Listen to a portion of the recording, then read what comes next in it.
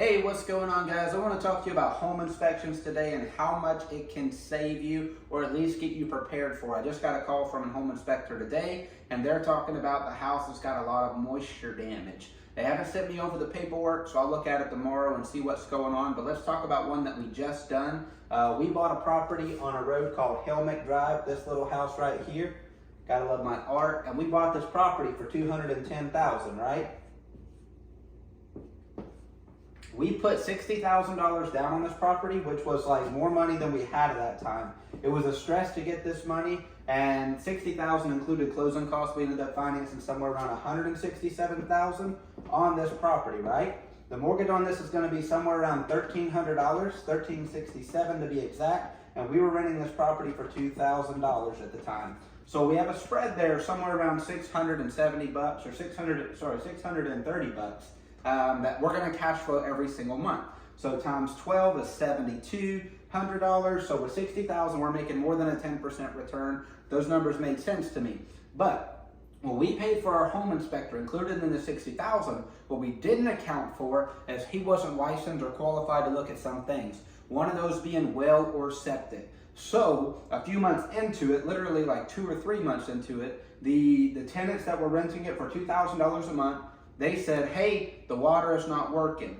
So we went and looked at it, and somebody had a shallow well in an area notorious for rust. It had a lot of iron in there, and there were clumps of iron coming out of the shower. We asked all the well guys. Everybody's backed up, right, for months. Ridiculous. And it was an act of Congress. That's another story.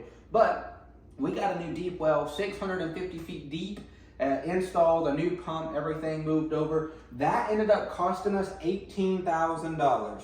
Right? So that was a mistake we missed because we didn't spend the 300 bucks or whatever it is to have somebody separate to come look at the well. So everything was going good there. A few months down the road, here, actually, what was this? Like 4 or 5 days ago, I got another call. Hey, it's leaking out of the commodes. No problem. I'll hire a handyman to go replace the wax rings. That's like 50 bucks, right? Everything is good. We'll figure it out. And he said, well, it's bubbles coming up and it's backing up after we've done that. So I'm thinking, oh no, here we go again. I called the last tenant, said, you guys have any problems? They said, yeah, we actually had the septic tank pumped.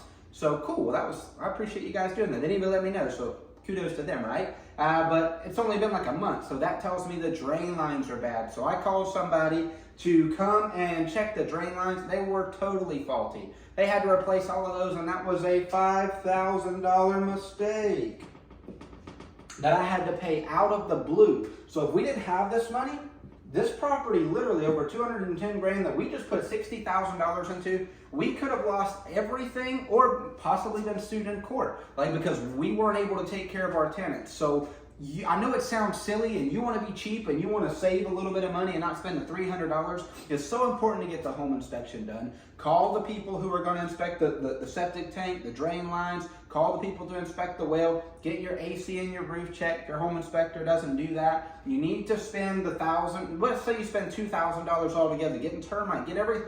It can save you tens of thousands of dollars of mistakes if you will just get the home inspection. That's my advice. I hope it helps.